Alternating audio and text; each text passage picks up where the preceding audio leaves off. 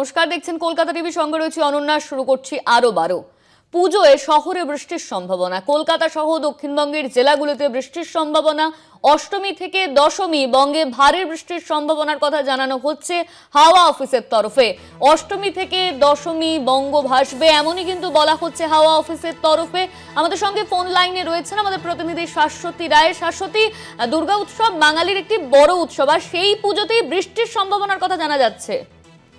একেবারেই শুধুমাত্র পুজোর সময় নয়, আজ এবং আগামীকাল থেকে কিন্তু বৃষ্টির পূর্বাভাস রয়েছে এবং সেক্ষেত্রে একটি ঘূর্ণাবর্তের অবস্থান রয়েছে উত্তর আন্দামান সাগরের ওপর, যেটি ক্রমাগত উত্তর বঙ্গোপসাগরে অগ্রসর হচ্ছে। এছাড়াও একটি ট্রাফ বা অক্ষরেখা রয়েছে বাংলাদেশ পর্যন্ত, তার প্রভাবেও কিন্তু বৃষ্টি জারি থাকবে বঙ্গে। বিশেষত উত্তরবঙ্গ এবং দক্ষিণবঙ্গের সর্বত্রই বৃষ্টির পূর্বাভাস জারি আজ এবং আগামীকাল থেকে, অর্থাৎ মহালয়া থেকে। সেক্ষেত্রে আগামী 2 থেকে 3 ঘন্টায় 24 পরগনা, কলকাতা সহ বেশ কিছু জেলাতে বজ্রবিদ্যুৎ সহ বৃষ্টির পূর্বাভাস জারি করা হয়েছে এবং কমলা সতর্কতা জারি রয়েছে 3 জেলার ক্ষেত্রে।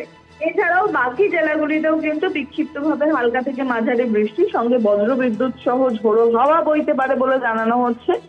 এই বৃষ্টিপাত চলবে আগামী 2 তারিখ পর্যন্ত। মধ্যখানে 26 তারিখ নাগাদ আরো একটি নতুন করে নিম্নচাপ তৈরির সম্ভাবনা রয়েছে এবং তার প্রভাবেই সারা পুজো জুড়ে কার্যত বৃষ্টি হতে পারে বলে জানাচ্ছে হাওয়া অফিস। মেঘলা আকাশ, তার সঙ্গে ভারী বৃষ্টি হতে পারে কোনো কোনো জেলায়, এমনটাই পূর্বাভাস জারি করা হয়েছে হাওয়া অফিসের তরফে।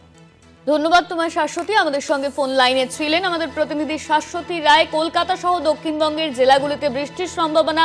অষ্টমী থেকে দশমী পর্যন্ত বৃষ্টি হবে, বঙ্গে ভারী বৃষ্টির সম্ভাবনার কথা জানানো হচ্ছে। আজকেও কিন্তু বৃষ্টি পড়ছে কলকাতা সহ দক্ষিণবঙ্গের জেলাগুলিতে, বৃষ্টির সম্ভাবনা হাওয়া অফিসের তরফে কিন্তু এমনই জানানো হয়েছে।